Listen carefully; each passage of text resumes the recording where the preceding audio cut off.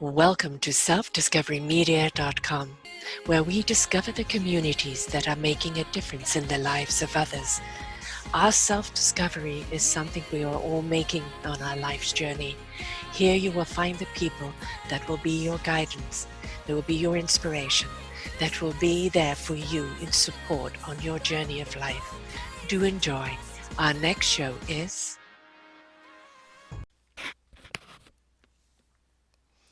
Good morning, good afternoon, and good evening, everybody. Welcome back to another edition of Sarah's View of Life, right here on selfdiscoverymedia.com. I'm your host, Sarah Troy. I've just listened to a really wonderful episode on Man Enough, and the question was, we are man enough.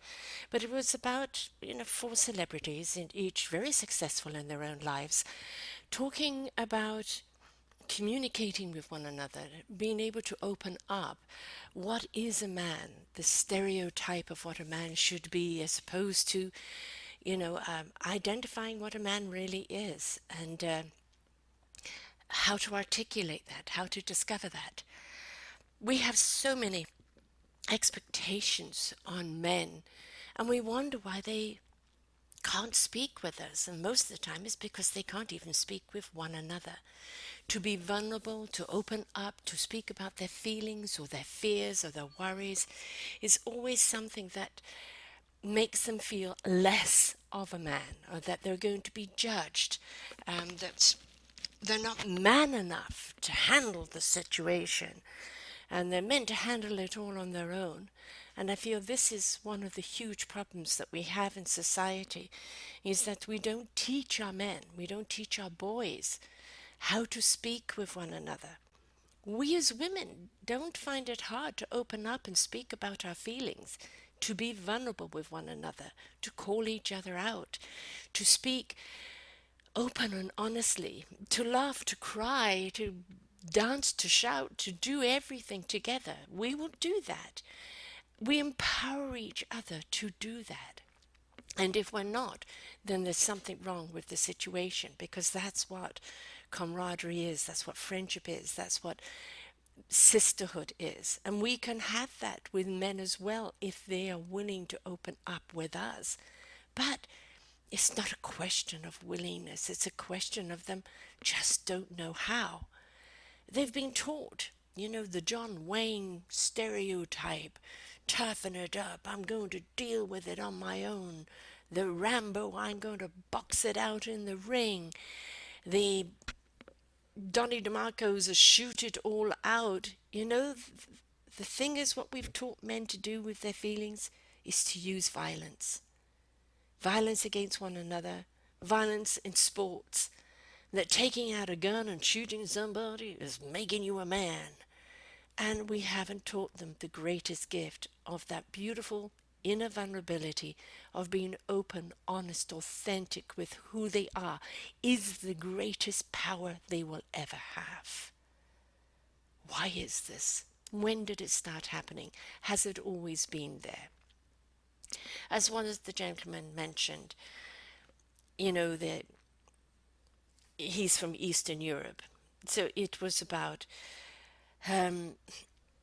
therefore you must, everything must be about the women. So if your woman is in hand, if your woman is keeping a good house, if your woman is keeping good records, if your woman has raised a good child, then it reflects on the man.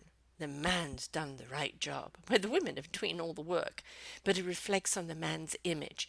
If the woman isn't doing it, then therefore the man is not manly enough to keep his woman in check.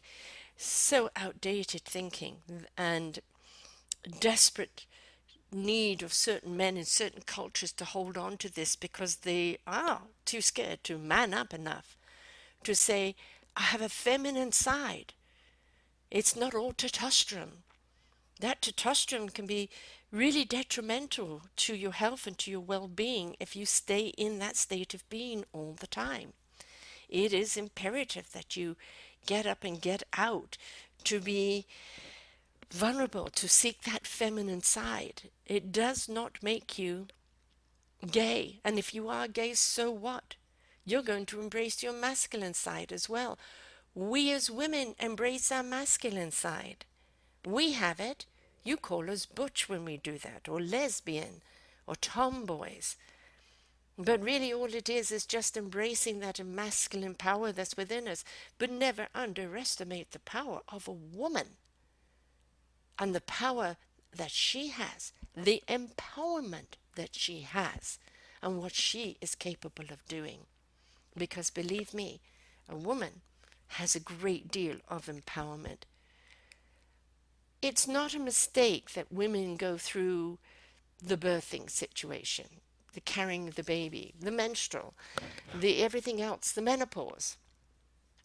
I think if men went through that, not only would they value life more, because they've carried it and they've birthed it and they've raised it, but they would also understand that nurturing, to be a nurturer, is where the power is.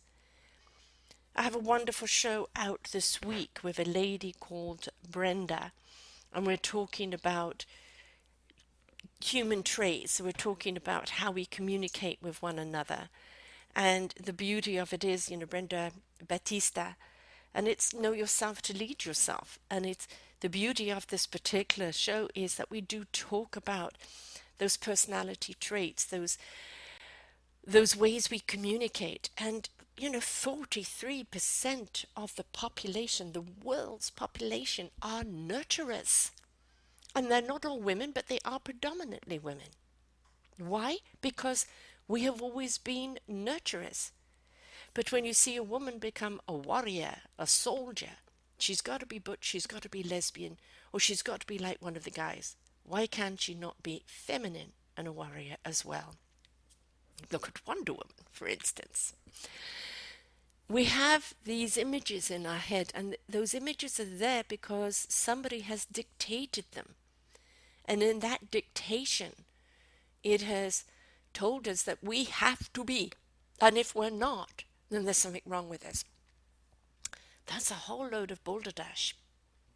We do not have to be.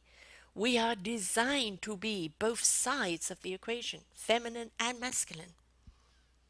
We are both each other. And that masculine side is a strength, as is a feminine. And a feminine, masculine side is also a weakness. And weakness is a beautiful vulnerability. There is no shame in weakness.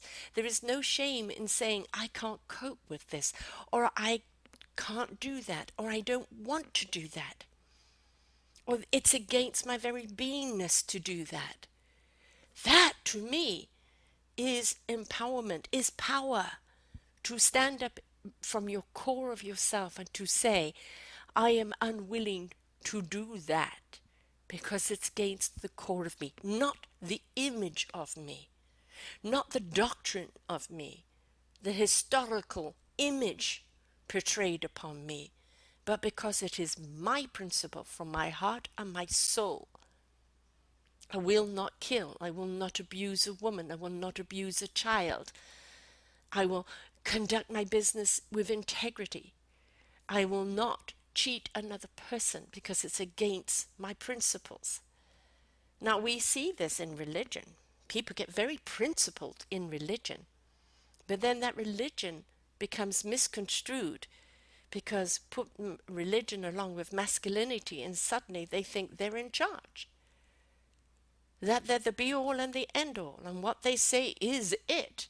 And nobody else has a say, because God has spoken, because God was a man. But God was gentle. God was nurturing. Jesus was nurturing. He was empowering. He incited conversation with the people. He taught them to love one another, to listen to one another, that the strength of the masculinity is within that femininity that lay inside of them. We have painted this picture of this macho. So, how do we encourage our men today to open up? Well, first and foremost, we need to give them an arena where they feel they can open up and not be ridiculed. We need to give them a space where they can be vulnerable I even say things that just, splurt out of their mouth because they really don't know how to articulate it yet. And no judgment is going to be passed upon them. No expectation. Just a listening. Just being there. Letting them speak. When a man goes on the journey of his own self-discovery, and he discovers the pain he's holding on to, the memories he's holding on to, the image he's holding on to, the expectation he's holding on to, and he looks at all of that and says, it's too much to bear. It's too much to carry. Then it's time to let it go. That's where the strength is, in letting it go. That's where the empowerment is, in letting it go. In saying, enough is enough, I don't want to take anymore. I am vulnerable. It is not a weakness. I am not weak because I'm vulnerable. In fact, to trust people with your vulnerability is the greatest gift you can ever give. When other people see that vulnerability in you and they really care for you, they don't belittle you. They don't beat you up. If they do, they're the wrong kind of friends. There's definitely time to delete. They're there now almost as an invitation to say, we're there for you. Thank you for letting us in. What can we do for you? Is this simply a hug you need? Do you need a sounding board? Do you need someone to tell you that they love you, that you are enough, that we appreciate you, that we respect you, and that you don't need to carry this burden with you all alone?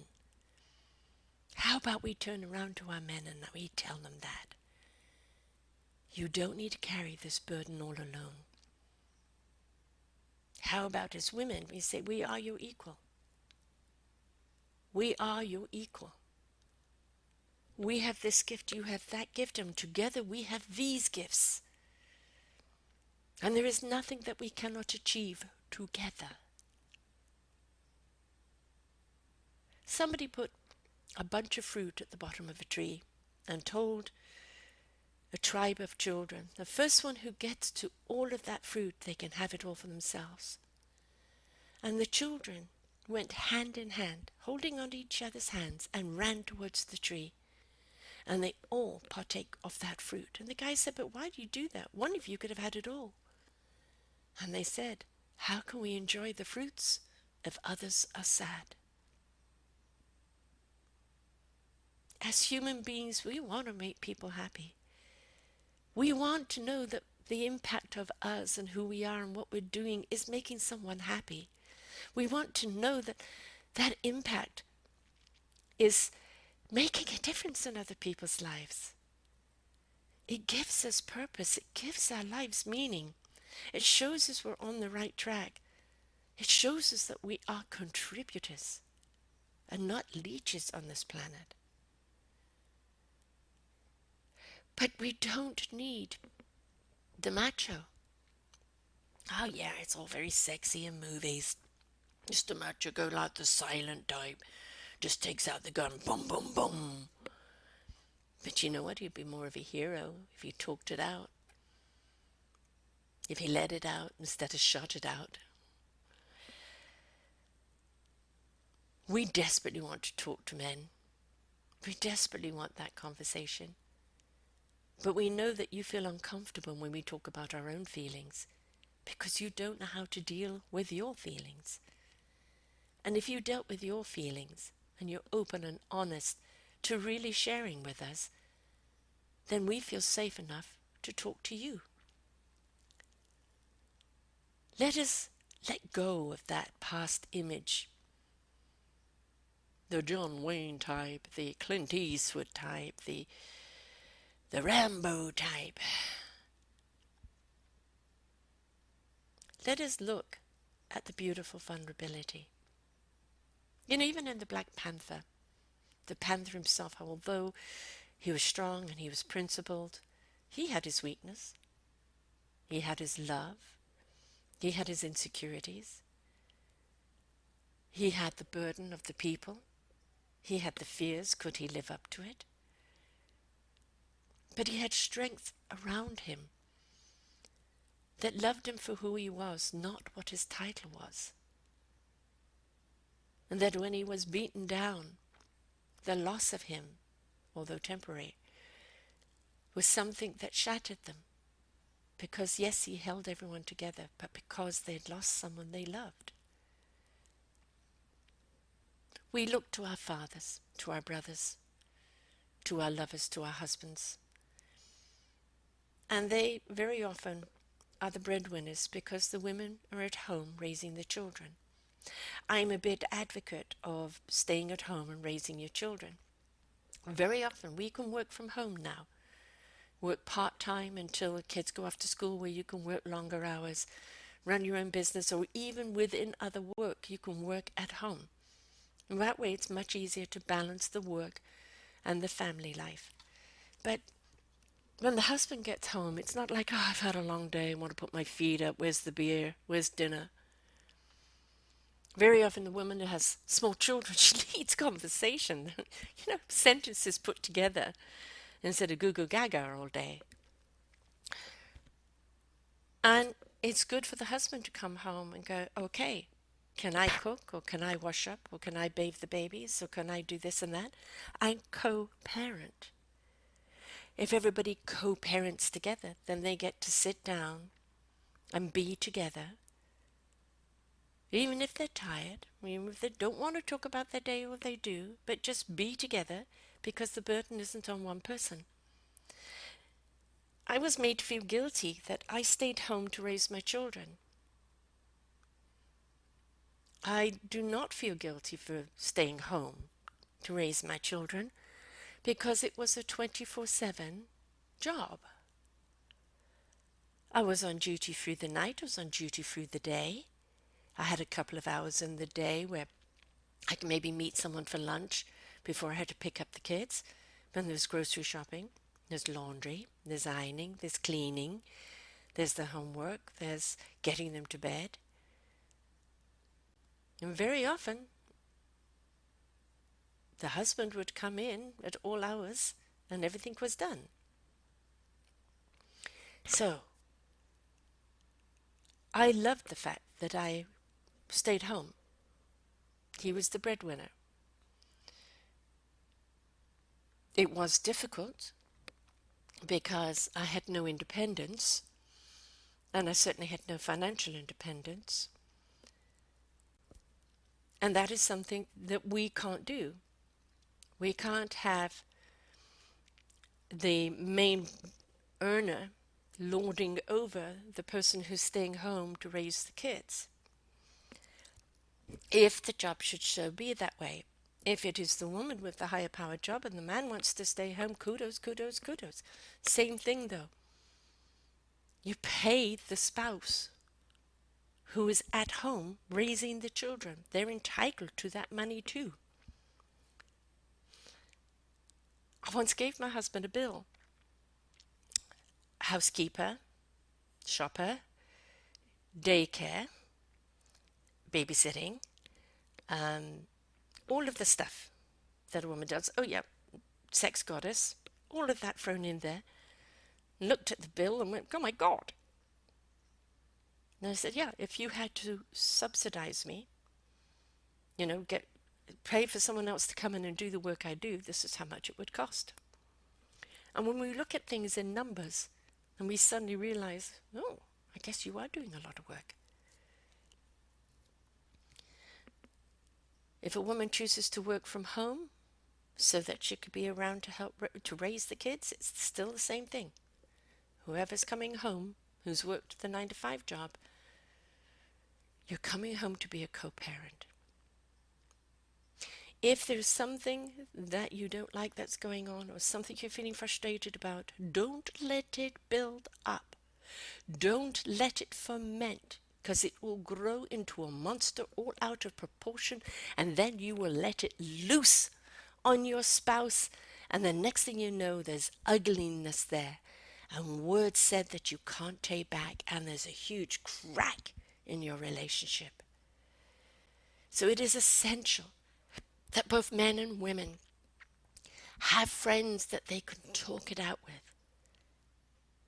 Not just go to the gym and sweat it out, or play games that they're running around and getting that energy out. No, no, no. That's good for you. Yes, that's really, really good for you.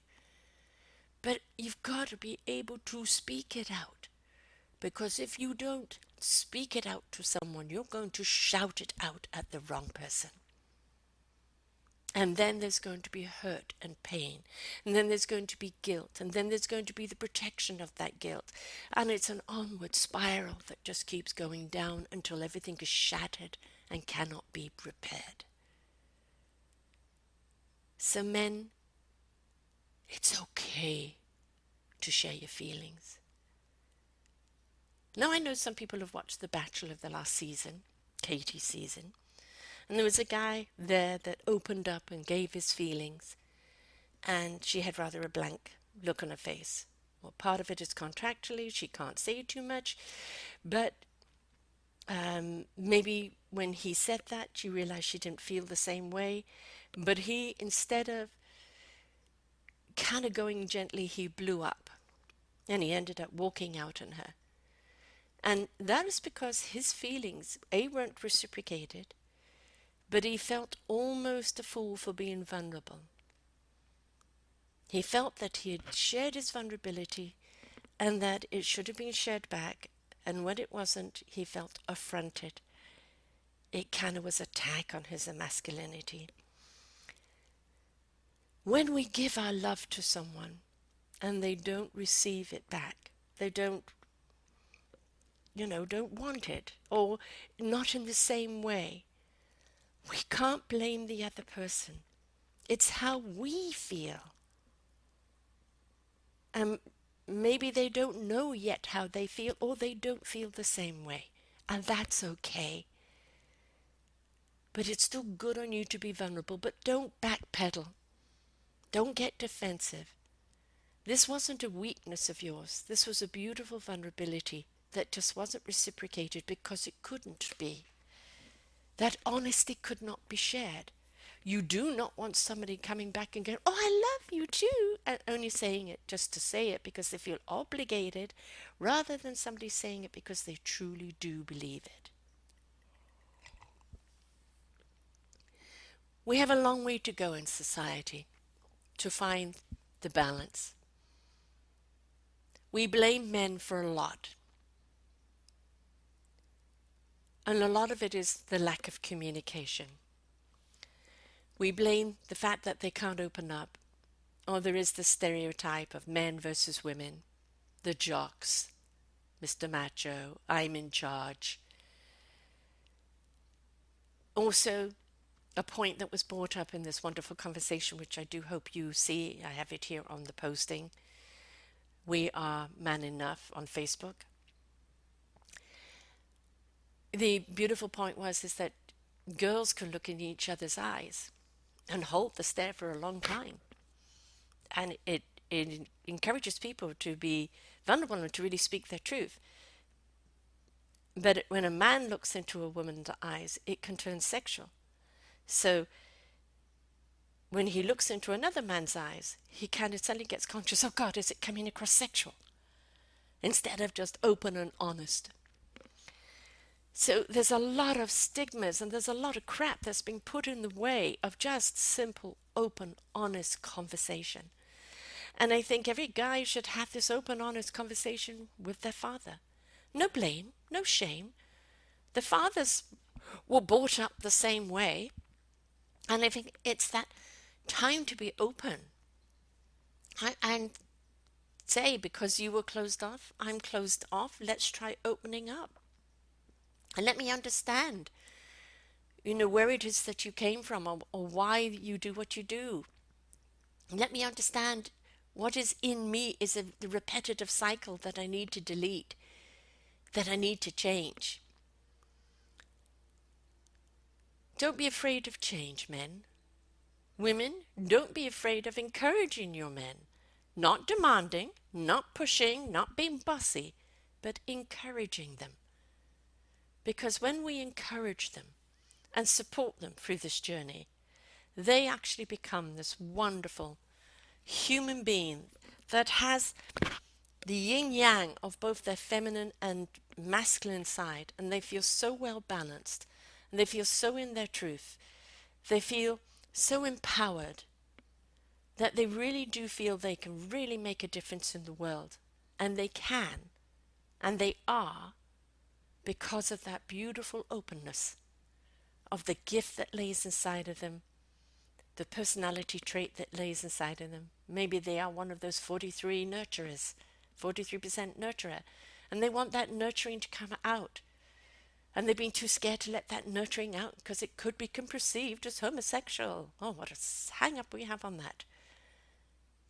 Just be caring. Just be caring, and first be caring towards yourselves.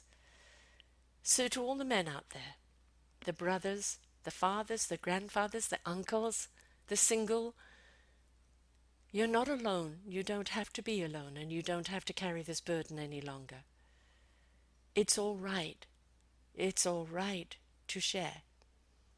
It's all right to speak. And if you're not ready to speak to us as women, find a mate to speak with. Find a group where you can be open up with. Stereotype and machoism left at the door. Come in as vulnerable, beautiful human beings who need to open up, who need to understand, who need to clarify, who need to make their self-discovery of just how awesome they really are. And then you'll find that that conversation will open up towards everyone else, and you will feel so much better. I promise you. Please watch this video here. If you're only listening to this audio, go to selfdiscoverymedia.com, Sarah's View of Life. The episode is 2133, Feminine and Masculine Talk. And then please look at the Facebook, We Are Man Enough. It is Justin Baldoni, Prince Ear, Derek Hoff, Javier Monzo, Bossa Mosef, and Matt Gregory. And they're all having this wonderful open talk, which I think for women is good to see, because to understand why men have difficulty, and for men to see why you have difficulty and where the barriers can come down. Because it's only when we're willing to bring those barriers down that we're willing to put the stereotypes away and to really open up, that we really understand what it is, what communication really is, and how to open up and really be vulnerable and listen and talk with one another and just let your inner self out and put away the image. Okay, folks? So, to all the men out there, we love you. We are with you, and we really do wish that you take this journey to your own self-discovery and set yourself free, because we're looking forward to having that wonderful, deep, beautiful, vulnerable conversation with you. Until next time, bye for now. We hope that you enjoyed the show. You will hear many, many shows here on selfdiscoverymedia.com. We have new shows for you out every week. Just find them on our podcast or What's New. If you feel that you have something to share that makes a difference in the lives of others, or you too feel that you could be a host, please contact me at info@selfdiscoverymedia.com, and we will be glad to speak with you. Have a wonderful day.